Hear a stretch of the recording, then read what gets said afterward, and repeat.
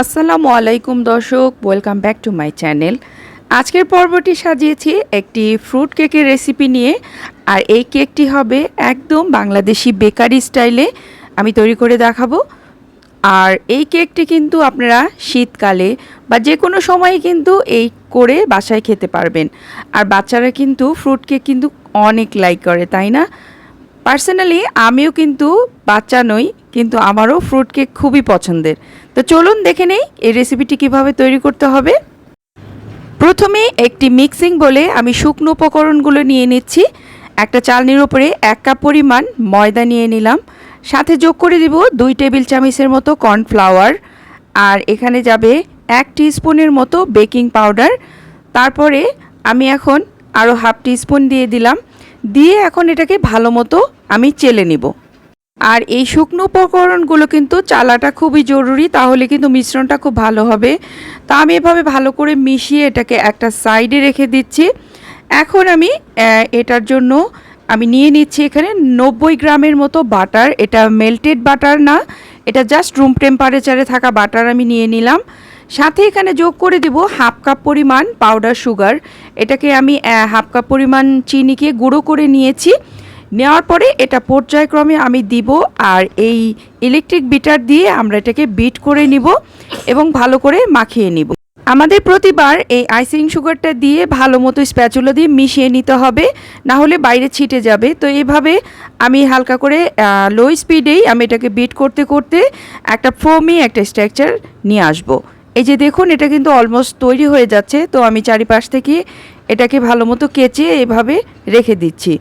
তো এটাকে আরেকটু আমি বিট করে নিব, যে পর্যন্ত না এটা একটা সাদা ভাব চলে আসে। এর সাথে আমি এখন যোগ করে দিব 2টা রুম টেম্পারেচারে থাকা ডিম। আর এই ডিম দুটো কিন্তু আমি পর্যায়ক্রমেই দিয়ে দিচ্ছি। একবারে দিলে এটা বিট করতে একটু প্রবলেম হয় আর মিক্সারটা ভালো হয় না। তো এভাবে আমাদের মিক্স করা হয়ে গেছে। এই পর্যায়ে আমি এটা যেহেতু ভ্যানিলা ফ্লেভার হবে, সেই কারণে এখানে 1 টিস্পুনের মতো ভ্যানিলা এসেন্স দিয়ে দিব। আপনারা চাইলে ভ্যানিলা পাউডারটাও ব্যবহার করতে পারবেন। তো এটাকেও দিয়ে আমি কিছুক্ষণ বিট করে নিচ্ছি।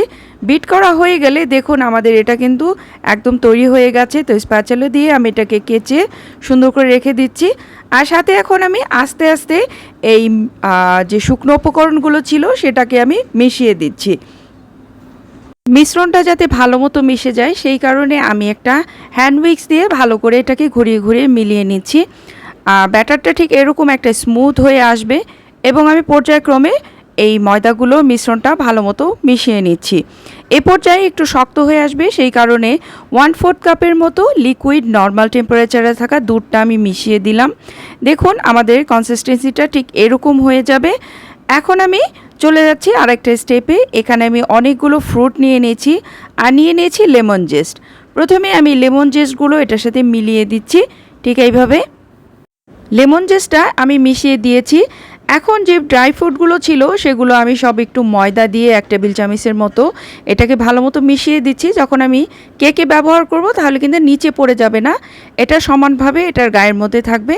তো অর্ধেকটা আমি এটার সাথে মিশিয়ে দিলাম। এখানে আমি 7 ইঞ্চি একটা মোল্ড নিয়ে নিয়েছি কেকের। এটা অয়েল ব্রাশ করে আমি পার্চমেন্ট পেপার বিছিয়ে দিয়েছি।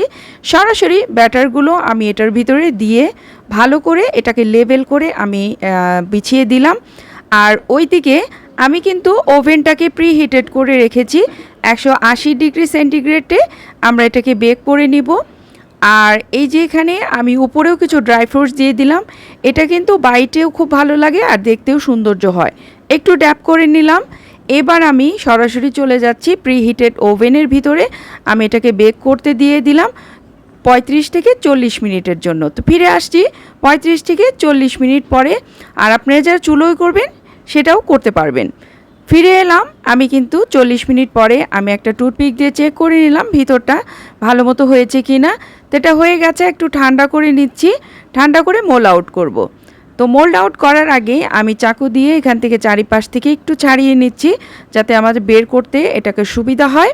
তো আমার এটা ছাড়ানো হয়ে গেছে। এখন আমি এটাকে ফ্লিপড করে বের করে নিচ্ছি। এই যে দেখুন তৈরি হয়ে গেছে কিন্তু আমাদের সুন্দর মজাদার এই যে ড্রাই ফ্রুট কেক। কত ইয়ামি লাগছে দেখতে, তাই না? আর এটা কিন্তু খেতে অস্বাভাবিক মজা হয়েছে। আপনারা যদি বাসায় একবার তৈরি করে খান, আপনারা বারে বারে তৈরি করে খেতে পারবেন। এই রেসিপিটা যদি আপনাদের ভালো লাগে বা উপকারে আসে, অবশ্যই আমার চ্যানেলটিকে সাবস্ক্রাইব করবেন এবং আমার ভিডিওতে একটি লাইক করবেন। আমার চ্যানেলে কিন্তু আরও অনেক বেকারি স্টাইলের বার্থডে কেক এবং অন্যান্য কেকের রেসিপি আছে, সেগুলোও দেখতে পারবেন। তো দেখা হচ্ছে নেক্সট ভিডিওতে। সে পর্যন্ত আল্লাহ আমাদের সবাইকে ভালো রাখুন।